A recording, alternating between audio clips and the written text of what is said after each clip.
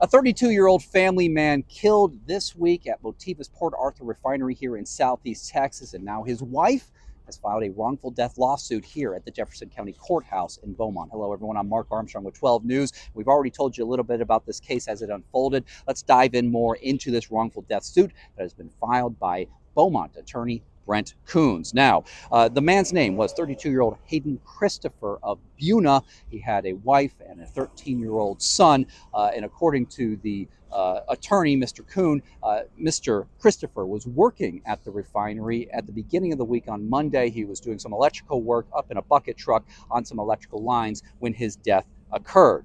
Now, the party here in this lawsuit is his wife, Miranda Christopher, and they are seeking at least $1 million in damages. Now, interestingly here, Mr. Christopher didn't work for Motiva Enterprises. He worked for Newtron, but as of yet, only Motiva Enterprises is named in this wrongful death lawsuit. Now, they are accusing Motiva Enterprises of negligence, specifically failing to provide the plaintiff with a safe place to work, requiring the plaintiff to work in unsafe conditions, failing to provide sufficient personnel, failing to properly follow protocols and policies, failure to maintain the premises and equipment, and other forms of negligence. Now, at the time of his death, of course, Mr. Hayden Christopher, he was in reasonably good health with a normal life expectancy, according to this lawsuit. And the demand here is for a jury trial. Now, in its press release from the attorney's office announcing this lawsuit yesterday, they also noted that Texas leads the nation 400% over the next state for deaths in this industry, with 500 deaths in Texas between 2015 and 2020 alone. And now the federal government is seeking to eliminate the U.S. Chemical Safety and Hazard Investigation Board.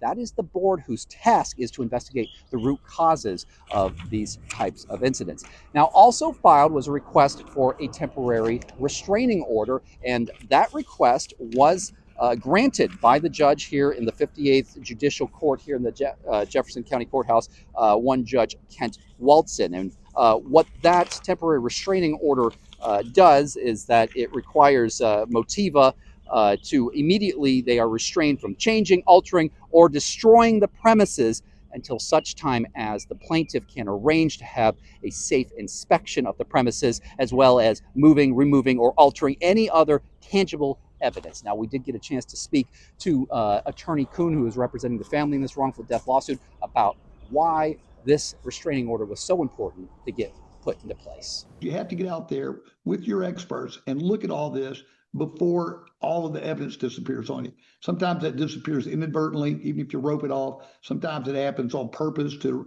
eliminate liability issues. But you have to want to make sure the area is properly secured. And of course, we are going to continue to follow this wrongful death lawsuit as it plays out here at the Jefferson County Courthouse, just as we have been following other such wrongful death lawsuits and similar industrial accidents that happen here in Southeast Texas. Drop us a comment in the below. What do you think about this wrongful death lawsuit?